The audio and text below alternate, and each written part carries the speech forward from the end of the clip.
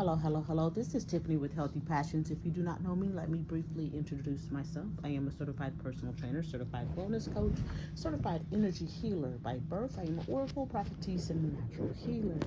Today, I'm going to add to the series that we were doing before of knowing the gods of our enemies.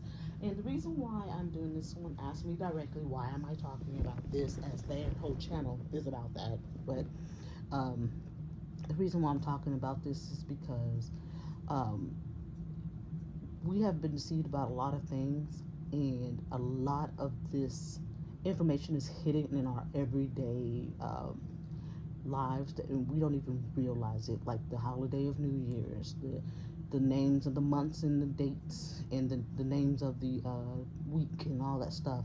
We have been riddled in our society with our enemies' gods. And so I just kind of wanted to give our people a heads up of who our enemies' gods are.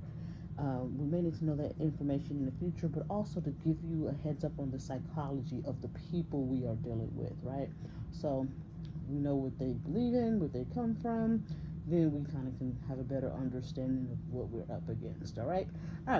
So the first video was Odin, and I am going to do his wife today, and hopefully a lot of quick videos. I wanted to do 3 on one video, but the Most High said no, just do 1 video for each person, and then I'll put it on the playlist. Okay, guys. So hopefully I can get a few recorded tonight, because I got a lot of these done already. But I don't want to waste time. So what I'm going to do is, like I did before, just give you the basics on these gods. I don't want to give them too much attention or energy, but just tell you who they are, and understand where they come from and who our enemies worship. And therefore, if they're an enemy of our Elohim, then they're an enemy of us. Okay? So, Frigg. That's her name. If I pronounce these all messed up, guys, I am not European. So the way that their languages are pronounced is so messed up, I'll just spell it out. Frigg. In Frigg. All right. Is associated with marriage, motherhood, wisdom, and prophecies. She is considered to be the protector of home and family life.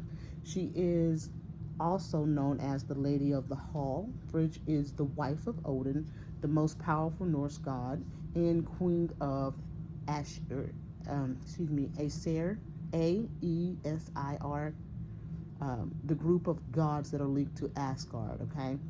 The realm of the heavens, all right? She's also, although she's rarely speaks, they really speak of her much. She is mentioned a few times, but nothing too extensive. But Frigg has a clairvoyance ability to see into the future, so that's one of her major abilities or powers, right?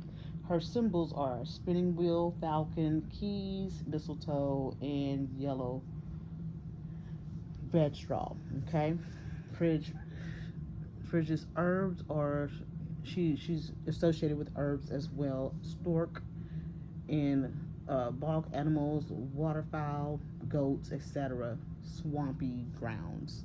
Herbs, plants like lavender, chamomile, etc. So you may not have known much about the goddess Frigg and the Norse goddess pantheon. However, you are familiar with things like falcon, mistletoe, and like things like the stork that brings the baby. So these are where these things are born out of. This is where the psychology of our enemies are coming from. All right. So her power is prophecy, protection, fertility, transformation into a falcon. All right. So she's a shift shaper.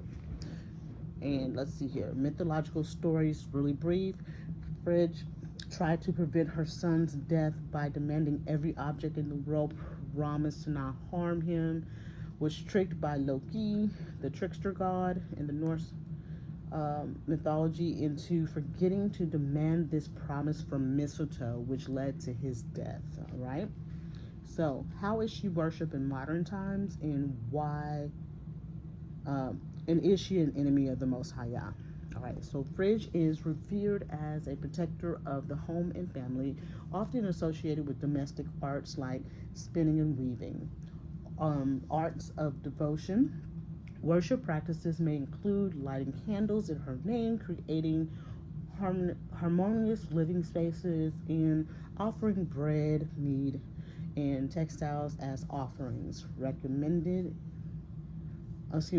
Not recommended, remembered and worshipped weekly due to her name being linked to the English word Friday, Bridge Friday.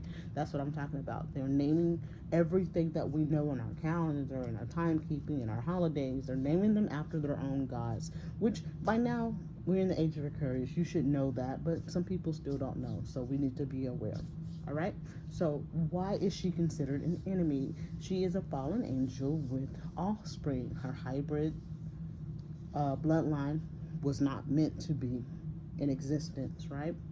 So desiring and obtaining worship like the Most High Yah, are trying to embody the image and the attributes of the Holy Spirit, our mother.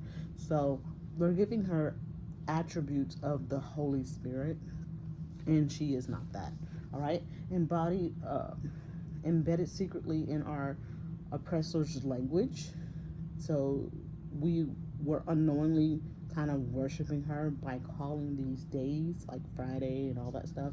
We were kind of unknowingly worshiping her in a way, but they hide it into our language, into what we call things. All right, so embedded secretly in our oppressor's language to remain relevant because we speak things into existence like our fathers did, right? So she's the wife of Odin who wanted to be like Yahuwah. So when you listen to the video of Odin, you see what he did to try to be all-knowing like our father. So it is what it is. Enjoy. I'm going to go to the next video.